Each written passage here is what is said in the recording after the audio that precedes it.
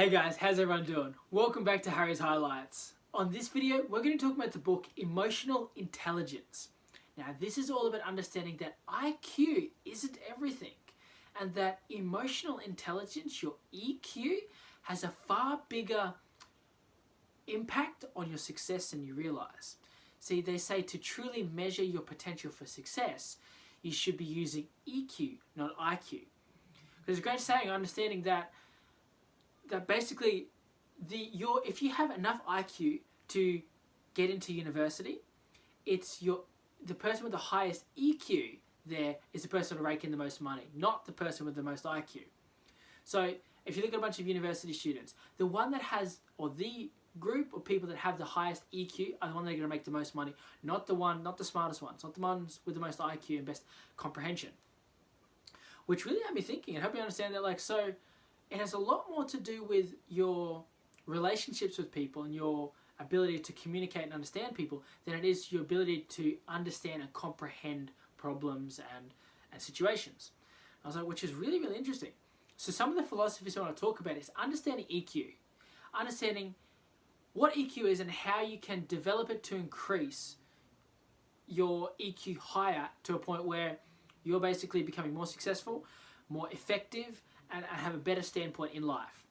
So there's 5 areas to EQ. By developing any one of these, you'll improve your life. Ideally, you want to develop all of them to give yourself your best chance of life and your best chance of success, or really just stack the odds at making success easier and more attainable. So when it comes to EQ, one of the things there that I want to talk about is that one of the areas of EQ is understanding self-awareness. So self-awareness is all about knowing one's emotions as they happen and using them to make better decisions. So it's great saying that emotions are wonderful indicators, but they're absolutely horrible dictators. So too many people, when they're angry, still try to make a decision. And how often do they say that? Is there the old saying, sleep on it before you make the decision? Because when you make a decision out of emotion, you're making it based on how you're feeling at that point in time. You're not making that decision based on the long-term effects of it. You know, a great example is that, if you're hungry and you decide to binge eat a bunch of junk food, you'll feel satisfied and happy and great for that period of time. The next day, you might feel sick and guilt because you realize you just consumed an unnecessary amount of calories that you're not going to burn up and use that will be stored as fat. Well, majority of it will be stored as fat. But at the time, when you made the decision based on emotion, you were happy, you were satisfied, fulfilled, it ticked all the boxes. But if you make the decision with self-awareness, understanding your emotions, knowing that I'm just craving sugar and I want satisfaction and satiation and fulfillment, understanding that as it happens, you can then recognize it, understand what it's indicating, but then not allowing it to dictate the situation. You then manage that emotion to make a better decision. So you then decide okay, I might enjoy some of that after I eat something that is better for me, that's going to be more filling, that I will not get an abundance of calories. And then on top of that, I'll enjoy something sweet because I'm also craving something sweet and satisfying in that sense. And that brings me happiness. But I didn't fill up on it. I filled up on things that were going to provide me long-term satiation. And tomorrow when I wake up, I won't be waking up with guilt and feeling sick. I'm waking up knowing that I did the right thing and I'll feel proud of myself. Then that's self-awareness. Understand the situation. Another great example of it is that when you're angry, you might have road rage and you start beeping and flipping this person off because they cut you off and all that thing, and you don't realize that all of a sudden you start swerving off the road. But at the time, you're acting on emotion and focusing on the situation at hand based on the emotion you're feeling. You wanted to express to this person that they have done something wrong, they didn't follow the rules that you're all forced to follow. You want to let them know that they have done the wrong thing, they should be reprimanded and should never do that again. Especially to you, because you followed the rules. But you did that at the sacrifice of awareness of where you're going. The car starts to roll off, you might crash, you might injure yourself, injure others. So self-awareness is understanding how to make better decisions by managing your emotions as they happen. By developing this one, you're going to increase your EQ, your emotional side of things, your emotional intelligence. Now, the other one that I'll talk about there, the other area of EQ, is understanding about exactly that, managing emotions. It's about handling your feelings and not giving in to them. Because when you have a true management of your emotions, when you can truly handle them and master them, you can have better control when it comes into a situation and you have to put on a brave face. Is a great example of managing your emotions. When you're at work and you just want to break down for whatever reason and start crying, but you don't, you manage them, you're able to handle things better. You're able to navigate situations in life easier because you're not just giving into your emotions as they happen. You're deciding when and where they go, where and what they do, how they have an effect on you or don't have an effect on you. That is part of understanding EQ, because you're going to be plenty of times you're going to end up in situations where to show those emotions would be to display some form of weakness, which could then potentially put you in a worse off position. Other times you could be managing emotions by, like your example, you're playing poker, you want to manage all of your emotions. By letting something slip or by revealing something there, you are potentially revealing to the other players there, what sort of situation you're in or what sort of position you're holding at the moment. So managing your emotions flows into a lot of different areas, especially when it comes to success. By celebrating too early, you can sometimes be naive about a situation, celebrate too early, and then all of a sudden, you might think that I'm going to make a bunch of money tomorrow because I've got this client, they're coming and they're signing with me, and I'm going to get a bunch of money.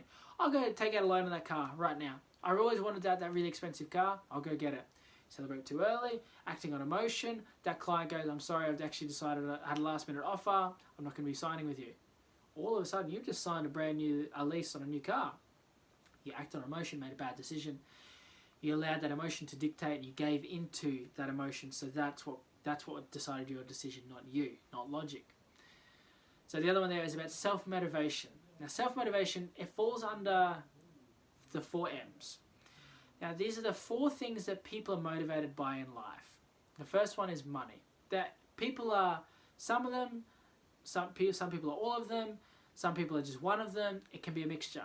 But some people normally have a bit of a, depending on what part of their life they're in, normally are dominated by 1 to 2.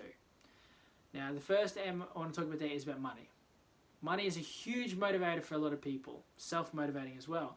It provides materialistic things, it provides, security, it provides, for some people, recognition or a score, that this is the result of hard work and my ability, skill set or knowledge.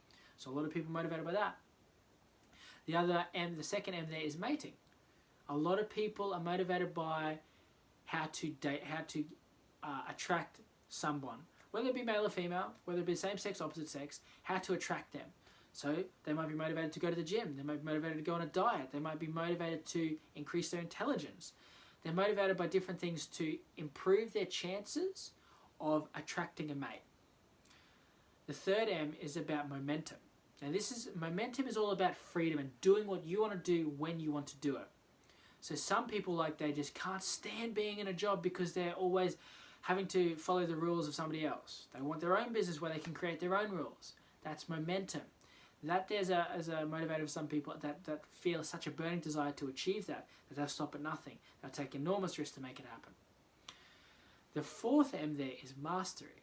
Now this is all about status. This is about or titles. It's about you are the best at this, and it proves it. You've proven it. You've shown it. Your results show it. You're a master of this one. You've earned that title. You can prove that title. Well, some people want to be the best at whatever they do. That's what motivates them. So they will, if it's sport, they'll get up, at ridiculously early amounts of time and stay till ridiculously late amounts of time because they want to become the master. Other people might want to be the master of their job, so they'll work harder, faster, more effective than anyone else. Other people might want to just become a master of, their passions that they have. They just want to become the best artist they can, and they will meticulously critique and evaluate their work until they become a master at it. These are all self-motivating areas and factors that people take in, and they make up one of the areas of EQ. The fifth area of EQ is about empathy. Is about empathy. This is about your ability to feel and react to the emotions of others. So you can understand if you can feel another person's emotion, if you can understand how to react to someone's emotion, it'll give you an edge. Whether you use that edge for good or bad, for positive or negative is another story, but at the end of the day, it gives you more information to act on. So if someone comes to you crying and sad and depressed, you can, by knowing what that feels like, you can then relate in a positive or negative way. You can, put them down or you can build them up. If somebody comes to you very, very happy and excited and just like gung-ho, like I'm going to do whatever you ask me to do, I can do okay for it right now. You know that feeling. You can relate to that feeling. Now you can react to that emotion. You can go, okay, well, I need you to do this massive task here, but while you're happy and full of energy and super enthusiastic, we can try and get as much as we can done. Okay, you ready? Let's go. All right. You're able to use that to your advantage and give yourself an edge. The last area of EQ there that you can develop and increase is handling relationships. Now this is all about understanding your effect and influence on others. See, like handling relationships might lead to you becoming more popular. It might lead to you having better opportunities in life. It might lead to you by getting better exceptions. It might lead to you getting better benefits.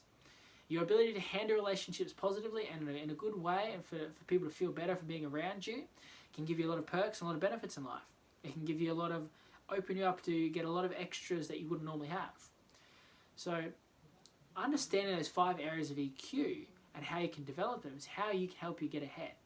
So to quickly summarize, EQ is about understanding the emotional intelligence. See, IQ isn't everything. That to truly measure your potential for success is to use EQ, not IQ. Because we've all met very, very smart people who we just dislike. They're just not nice to be around. They might know a lot and they're great at what they do, but they're just not pleasant to be around. At the same time, we've also met people that they know enough, they're competent, but they just make you feel great. You just love being around them. They're the people you want on your team. They're the people that you want to take with you when you go places. They're the people that are going to, if you're climbing the ladder or you're increasing in something and you want company, you're going to choose them over the person that's smarter.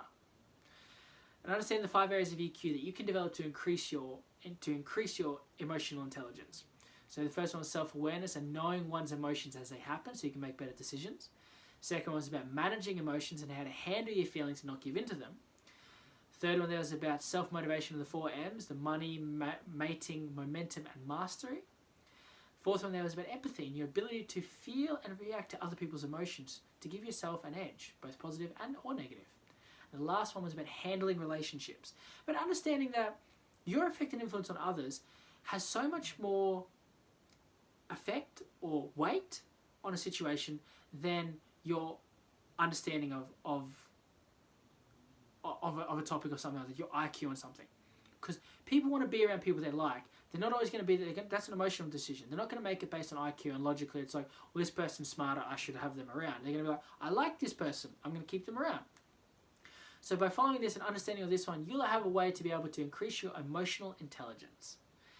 So we're going to be making a lot more of these videos for this training series to help you with your personal development goals. That's all for now though. So until next time, leave a comment below on what you like the most and look forward to sharing more with you in the next episode of Harry's Highlights.